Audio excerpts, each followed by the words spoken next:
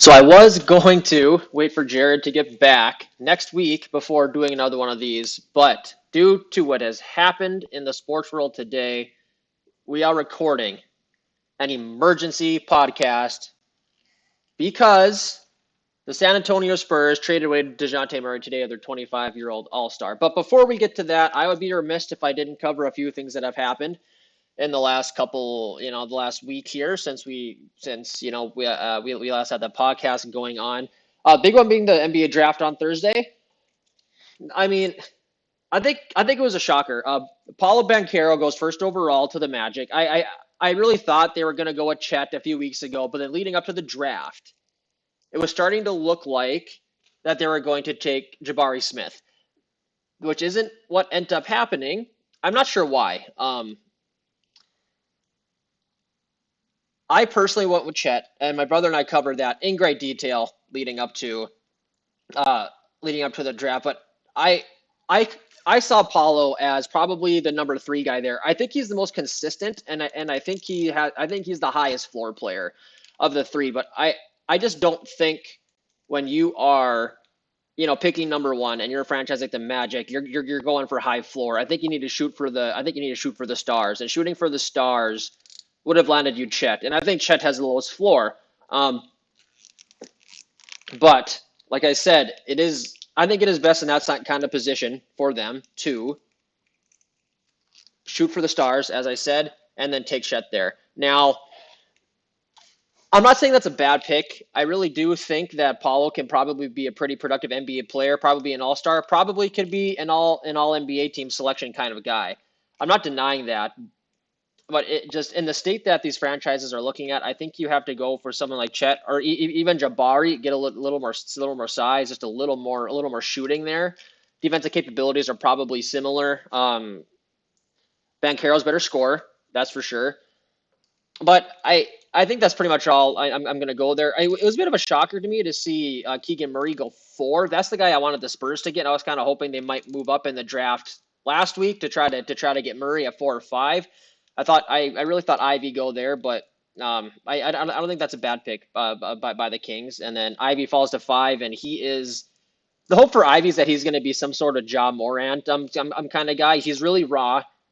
He doesn't have a ton of scoring skills and defensive skills, but just like Ja was, really athletic. Except I think he lacks the playmaking skills that Ja had when he was coming out of Murray State. But I do think that's another one of those kind of reach for the sky Buzz Lightyear kind of things where they're just kind of trying to take a shot there and kind of see what happens with Jaden. And then, the rest came out the way it came out. I thought the Spurs had a good draft. Sokan at 9, I think, was a pretty good pick. I kind of thought they were going to go with Johnny Davis there, but I'm not that upset about it. They really needed a four to fill in defensively because I mean Pirtle's great. Pirtle plays good D. He blocks a lot of shots. He's good. He's a good anchor. For the time being, a great rebounder. The problem is the Spurs don't have any. The Spurs don't have a four to anchor the defense, and they really struggled against some of those big guys. They don't have anyone who can guard a guy like Giannis, even Jason Tatum. They were fine at guard defensively when they still had Dejounte, and I'll get to that nightmare, pretty soon here. But I thought they had a solid draft. Not a whole lot of surprises. That Dieng from France, I believe, went a little earlier than I thought he would. I think he went 11. I thought that was a bit of a shocker, but I think the rise of Nikola Jokic is really driving up the value of foreign players, along with guys like Luka Doncic. I mean, and Joel Embiid. Just people are just seeing a lot of value in these foreign guys, and I think it's starting to show. I mean, Nikola Jovic, Jovic, not Jokic, but Jovic, same first name, slightly different last name. He went somewhere in the 20s. He's another guy I kind of thought the Spurs might pick up at 2025, though they decided against it. Like I said, not a big deal. I like who they have. They kind of loaded up on more bigger guards, which maybe was foreshadowing to what they were going to do this week. That's just a very quick and dirty breakdown of the draft. The Avalanche won Game 6 of the Stanley Cup, and about the Stanley Cup, we have done no Stanley Cup coverage, but I would be remiss if I didn't at least bring it up and just put it out there. My Hurricanes lost out in the second round. I maybe to the Avalanche. No, different sides of the country. But that's beside the point. I I actually don't know if Carolina makes the playoffs until the playoffs start because that's how little I follow hockey. But they did deny the Lightning their three-peat Tampa Bay wherever Tom Brady goes, success follows. And maybe a little bit of a curse, when Brady decided that he was going to quasi retire there. But let's get into why I called this emergency podcast today, and that's the Spurs trading Dejounte Murray. I've had a couple hours. It is currently 9 o'clock at night, and when the news broke to me, it was closer to 4:45. And I was pissed. I was really pissed. I couldn't believe it. I really did see Dejounte as kind of a franchise cornerstone kind of guy. He's not a generational player. I don't think he's going to end up being an all-time great, but I really do think the Spurs really could have built a great roster around him and the younger guys below him, especially Keldon Johnson. We'll see what happens with Primo. Maybe Primo could be generational. Who knows? He grew 2 inches last year, and he's putting on a little bit of muscle. But you got guys like Devin Vassell that are kind of coming up. He could be a great 3-and-D guy. Primo could really, I think, Primo, if he turns into what the Spurs think he can be the guy that can kind of, you can run an offense through when Dejounte is out on the floor, or they can kind of be like a nice little tandem, like Keldon. I mean, Pirtle's still young, but they kind of decided to abandon that. And I've seen a lot of mixed emotions from Spurs fandom on Twitter, on Reddit, all over the place. And there are two consensuses, and there's one which is where I'm at. That is, this is super devastating. I can't believe the Spurs would trade Dejounte. And the second one is good. We sold high. He didn't fit in with the timeline. I just don't get the timeline argument. I've seen so many people in Spurs fans talk about how he's too old. He doesn't fit in with the younger guys, and and he's not going to want to play with the team that's not going to be a contender. That's just so. That's I don't even know where to go with that. Like, he's 25. He's a 25-year-old all-star who averaged 21 points a game on 8 rebounds and 9 assists last year and 2 steals. 25. Steph Curry had his first all-star season when he was 25 years old. You're going to say that's different because they are building around a core of guys who are right around the same age, and they're all coming up in the league together. Fine. But the idea that you just trade him because his value high is right now is ludicrous to me. And this isn't the way that the Spurs normally operate. The Spurs aren't a franchise that kind of trades guys away, at peak value. And Dejounte was a Spurs guy. They got him late, I think 28th, 29th pick, in the draft, 5-6 years ago. And he had a couple years where, he was fine. When you draft a guy that late, you never expect him to be a difference maker. And he was a 10, 11 point a game guy. He tore his ACL. He came back from his ACL season. His production went up quite a bit. And then this year he had a breakout year and he was great. I think behind Jordan Poole probably should have been the most improved player. Probably should have finished second. As much as I love Ja, we talked about this. When you get drafted second overall and you have 2 big seasons, you probably shouldn't be winning a most improved player. But that's beside the point. So back to the timeline argument. I just really don't see where how the argument can hold any weight. Like, Primo's 19, Vassell's 20, Lonnie Walker. They gave him a qualifying off day, but they're going to let him go in restricted free agency. And that group of guys, we got Trey Jones coming up the back, maybe Joe Wieskamp. We got some good young guys, that we could really use Dejounte to, kind of mentor a little bit and show them what is for, what the Spurs culture, as we all like to call it, Spurs culture, whatever that means these days. I'm not even sure if it means anything anymore. And the only thing this could lead me to believe that the Spurs agreed with that for some reason a 25-year-old all-star didn't fit in with the young core. Apparently being 25 is too old in today's NBA, and they decided to embrace the tank. Because other than they aren't clearing up any cap space. Gallinari is a cap match. They're not clearing any cap space. They're clearly trying to get worse, and they're trying to load up assets. But where are these assets? I don't see So his first traded for Danilo Gallinari, who is 33 years old and he's washed. He's worthless. He's actually gonna be the oldest guy on the team. They're gonna trade him or they're gonna cut him. And then who they get out of it? So they're getting next year's first round pick from the Hornets, which is protected. It's protected. So and it's lottery protected. So if the Hornets miss the playoffs next year, the Spurs miss it on the draft pick and they'll get it in 2024. And then they get the 2025 and 27 firsts from the Hawks, and then it also has a pick swap in 26. So if the Hornets miss the playoffs next year, the Spurs won't realize anything from this draft until the 2024 draft, or from this trade until the 2024 draft. And even if they do get to realize it next year, it's not going to be a lottery. We're talking probably a 15, 16, 17, which admittedly, I mean, you can get an impact player for that, but the Spurs are clearly embracing the tank, it is something I really never thought that we would see. I never thought I'd see the day where the Spurs are going to tank. I mean, they were actively trying not to tank this year. They could have dealt all these guys at the trade deadline and tried to lose, but they were actively trying to win games. They're getting all their young guys playing time. They were letting Dejounte run the show so he could run the show in the future. They made the play-in, lost, which is fine. I mean, I did want that lottery pick. I'm not all that upset about losing out and not getting swept in the first round of the playoffs. But this just feels so backwards to me, and it doesn't make any sense. This trade.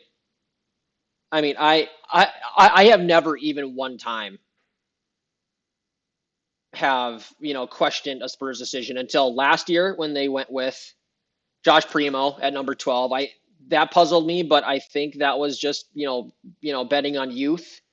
Josh Primo is younger than all but like 4 or 5 guys in the top 10 this year. I mean, he's the same age as these guys coming up. So fine. But I just can't figure out what the plan was here. I mean, tanking doesn't work in the NBA. It just doesn't work. The way the lottery works, you can't tank rate of success, and this kind of and it feels like the Spurs are about to do that, unless they have some crazy. They might be working out maybe a sign and trade to get DeAndre Ayton. Maybe they think they can make a run at Zach LaVine and they want to build around him and a young core, but LaVine's older than DeJounte. I mean, and there's not, I mean, Jalen Brunson, I mean, I've seen they have no interest in going after Jalen Brunson. They don't, and there aren't really any big guys on the market. I've seen some Spurs fans say we got to get KD now, but KD's not coming. KD's not coming to San Antonio, guys. Let's be real with ourselves. We're not going to sniff KD. Kyrie just signed his player option. Maybe he forces his way out. If he forces his way out, Durant will as well. But I mean, Durant's under contract for 3 more years, and I don't know what we can offer the Nets in a trade. All of our first round draft picks we just got, and what's the point? I mean, if you're going to trade all those guys just to get KD for 3 years, as he's kind of coming out of his prime here, like that doesn't meet the timeline either. So like that argument doesn't track either. Oh, but back to my tanking point. Tanking doesn't work. Guys, tanking does not work in the NBA because of the way the lottery system works. You have a 14% chance if you're the worst team in the NBA at getting the first overall pick. And I'm seeing a lot of train for Wembanyama, Victor Wembanyama out of France, who is like right now the consensus number 1 pick next year. Who is I've been reliably informed he is the most generational prospect since LeBron James. I'll believe it when I see it. He's very similar to a guy like Chet, except he has a couple more inches and he's actually a little more skilled. But I do think that's the way that the NBA is going right now. But you can't reliably tank for players. Like this isn't the NFL where if you lose all your games, you get to pick Trevor Lawrence. Or I get to pick Joe Burrow. That's not the way it works. If you're the worst team, you might end up with the 5th pick. In fact, if you're the worst team, I think there's something like there's like a 1/3 chance you end up outside of the top 4 and you get the 5th pick. Like tanking's not a reliable way to gather assets. And let's look at how, some of the playoff teams this year, like the good teams this year, like how they build out the rosters, how they get good. Golden State. That was all through the draft. Clay, I can't remember when Clay got drafted, but Clay was probably was early teens, I think. Steph was 7, and then Draymond was late in the first round. And that's been their pillars for years. They didn't need to tank. They didn't need to tank to come up with that crew. Yeah, Boston and you're gonna say, well, Boston has two top three picks. Number one, they they realized Tatum by trading an aging star. They didn't trade a young 25-year-old. They traded KG and Paul Pierce and Jason Terry for a boatload of picks to the Nets. And that was one of those years where they exercised a pick swap and they got Tatum, and then and the year before that they got Brown. Um, they didn't tank for that. That was savvy trading of aging stars. Miami, that's all free agency and a little bit of draft. Tyler Hero was, I think, he was also early. He was also an early teens draft pick. Duncan Robinson, I think he might have been undrafted. And then Jimmy Butler was also actually a late one, but he didn't get drafted by them. But that's another trade acquisition. And then Kyle Lowry, another trade acquisition. So I'm not seeing any tanking there. You look at a team like Dallas, who got, I mean, and they're probably going to be the best argument here for that maybe tanking works, maybe. Um, and that is that. um, they, they did get Luka. I mean, they started off by picking Trey and then a trade, so that's a top five pick right there, top three pick. Um, but I mean, we all know Cuban's not actively tanking, so that's not an active tank job. We have Phoenix, and Phoenix was, I get Ayton. Ayton was the number one overall pick. I get that, but he's their third best player. They got Chris Paul via trade, and then Devin Booker, another early teens pick. Are we noticing a trend here? A lot of guys in the late lottery, mid to late lottery, are panning out and leading teams. You don't need a top pick to be successful. But I'm going to keep going down the list. Milwaukee, their cornerstone guys, Middleton and Giannis. Giannis was what, a 15, 14, 15, 16 pick? And let's Google Chris Middleton. I'm going to bet Chris Middleton was probably late 20s. Make Chris Middleton, second round pick 39, 2012. Drew Holiday trade. Brooke Lopez was free agency, I believe, when they picked him up. Philadelphia, trust the process. That's an active tank job. And where they've gotten, they haven't gotten out of the second round since they drafted Embiid and Simmons. And then they traded Simmons. They've done all sorts of things, and it hasn't worked because tanking doesn't work. You look at Toronto, who won a title 3 years ago, and how they build that team. Fred VanVleet, undrafted free agent. Pascal Siakam, late first-round pick. And then Kawhi Leonard, trade, who the Spurs were building the franchise around, who was a 15th pick. 15th pick. Kawhi Leonard was. I mean, we're looking at all these teams. Brooklyn got all their guys through trades and free agency signings. Chicago, trades and free agency signings, except for Patrick Baldwin and Kobe White. Everyone else, trades, free agency, stuff like that. Zach LaVine, who is also not an early draft pick. I don't know when Zach LaVine was drafted. Let's find out. 13th overall, Zach LaVine. Again, I'm sensing a trend here. 7 through 15. There's lots of talent in that range. Tons of talent in that range. Denver, Jokic, the best player in the NBA the last 2 years. Second round pick. Utah, Donovan Mitchell, Rudy Gobert. Not early draft picks. Pelicans, yeah, but that was an active. I get Zion's number one overall pick. He didn't play, but that's not an active tank job. They had like the 7th or 8th best lottery odds that year. That's the joy of the lottery. You can still play well and be mediocre and still get great picks because of the lottery. You don't have to be bad to move up in the lottery. The Timberwolves are a great example of how having a ton of early draft picks doesn't do you anything. They made the playoffs this year for the first time since probably KG in the mid-2000s. And they've had top 3 draft picks galore, just year after year after year, and it doesn't work. Just filtering in talent just doesn't. And I get that they're a poverty franchise, and the Spurs are supposed to be better at player development than that. And if the Spurs maybe had those picks, maybe it's a different story. But there's a trend. The Lakers, they built their team around a 13th overall pick in Kobe, who they traded for, and Shaq, who they got in free agency. And then Pau Gasol later, who I don't know where they got Pau Gasol from. I can't remember. But I mean, and then you look at the Spurs dynasty. And again, and this is the Spurs fans' biggest argument is, well, we became the dynasty by being a number one overall pick, but that wasn't an active tank job.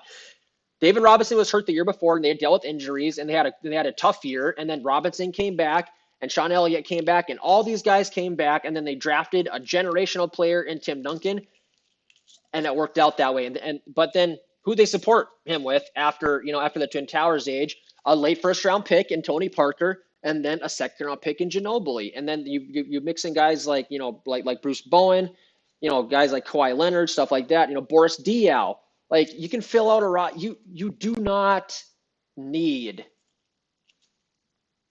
to get these high draft picks, and I get it helps. Listen, higher draft picks are more likely to be successful than not. LeBron James, number one overall pick. But did he win a title with the team that drafted him originally? No. He left and then came back after they built more talent and then won one there. I mean, it's not the formula in the NBA is not tank or win titles and nothing in between. So many teams, I mean, like I said, I just laid out every single playoff team's roster, and all of them, not all of them, but a lot of them built talent either through trades and free agency, which I don't think the Spurs are going to have a tough time doing as a small market team. But like, let's look at the small market teams that have been successful. Teams like Phoenix, maybe not necessarily small market, but they're not big market. Booker, late lottery pick. Honestly, I think probably the best player in this coming generation, post LeBron, is going to be Giannis, and that was, like I said, that's a late lottery pick. It's a late lottery pick. You do not need these top picks. Listen, I'm not saying it doesn't help. It obviously helps, but with the way that with how good the Spurs are at developing players, they just do. This move just felt so unnecessary. It just doesn't make any sense to me why we would trade away. And Dejounte was my favorite player. He was so fun to watch. I mean, really athletic.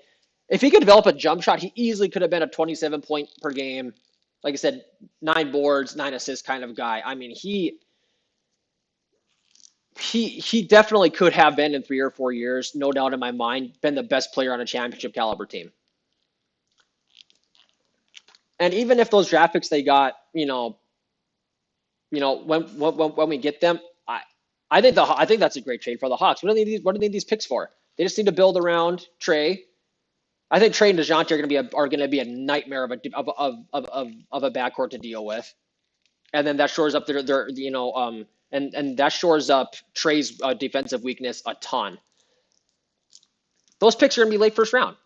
All of them will be. Maybe not. Maybe we get lucky with some of the pick swaps or whatever else. But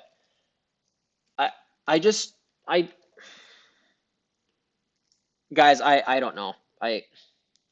I've never been more disappointed in this franchise in my life, and I've been spoiled as a Spurs fan. I'm ready for the Seahawks to stink because I dealt with 3 or 4 years of total mediocrity, before Russ came around.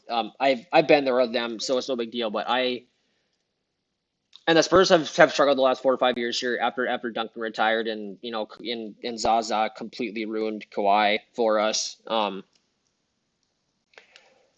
But I do think these are dark times for the Spurs. I mean, with Dejounte and and a good trade and maybe a free agency signing, and especially if guys like Jeremy Sokan work out, and Primo, I'm starting to get higher hopes for Primo because I don't think they can be making these trades if they didn't think Primo is going to be the real deal. But I think the Spurs are at least 5 to 6 years out now. I mean, I just don't see. They're clearly embracing the core of their 19 to 22-year-olds, and decided to sell high in Dejounte.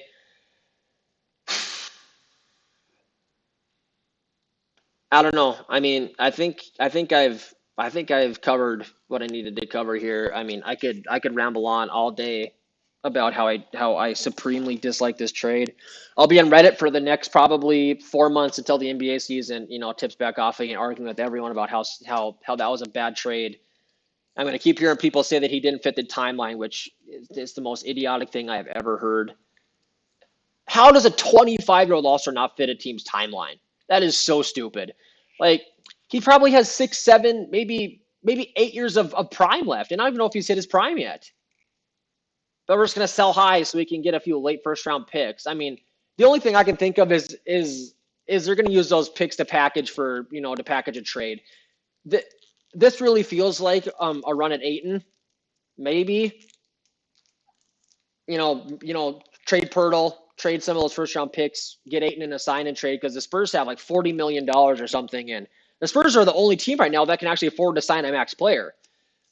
So I mean, maybe they're trying to make a run at Levine. Maybe they're trying to make a run at Ayton. Or maybe, which is my speculation, is they're just full on embracing the tank. They're going to embrace the tank. They're going to just throw the young guys out there this year, see how they do, and just let it ride. Well, due to this being an emergency one, I think I'm just gonna cut it there, make it a quick basketball podcast. We'll get Jared and I will get back to Jared and I will get back to balling out next week. Rant over. See you guys later.